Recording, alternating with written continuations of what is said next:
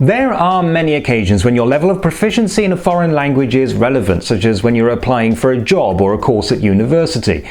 In Europe, and Germany is a European country, there is a system that is very commonly in use, and it has levels like A2 and C1.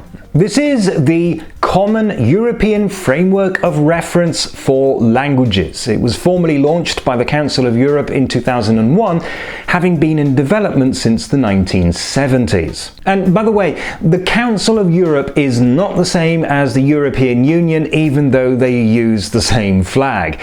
Every EU member state is a member of the Council of Europe, but not every member of the Council of Europe is an EU member state. So the idea of this common framework is that wherever you are in Europe, you can say, for example, I have level B2 German, and everyone knows exactly what that means. There are in all 6 levels in 3 groups of 2 levels each.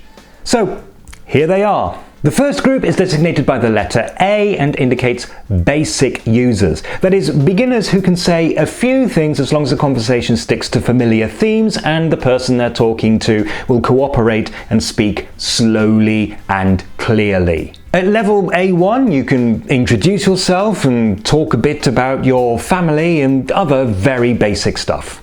Hello, my name is Andrew. I am 51 years old, I am married, and I live in Germany. At level A2, you can talk a bit more about yourself and have some short, simple conversations. You can also do a bit of shopping and some other routine tasks, as long as the conversation remains predictable. Yes, I like this shirt. How much does it cost? I'll take it. Can I pay by credit card?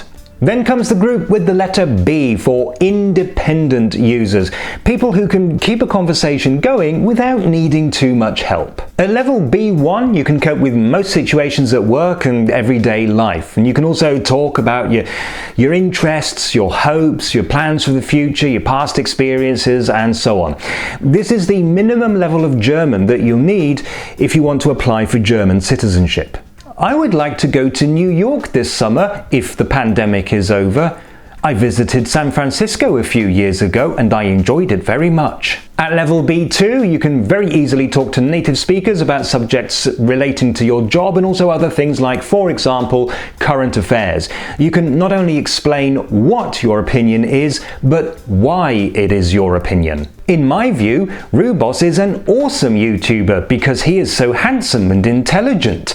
I think everybody should watch his videos. The last group with the letter C is for proficient users, people who are basically fluent in the language. At level C1, you can talk about most subjects and you don't have too many problems trying to remember all the words and phrases that you need. And you can read almost any text without too much difficulty and without needing a dictionary all the time.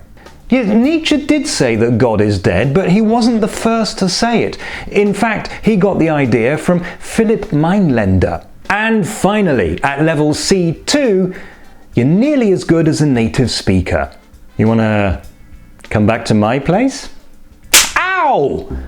Hey, where are you going? Was it something I said? One way you can find out what level you are is to take a placement test for a language school, and you can probably find one online. Or you can go to the Council of Europe website and find the self-assessment grid. I'll put a link in the video description. But remember, if you need to prove your language skill for, say, a citizenship application, you will need to take an officially approved test.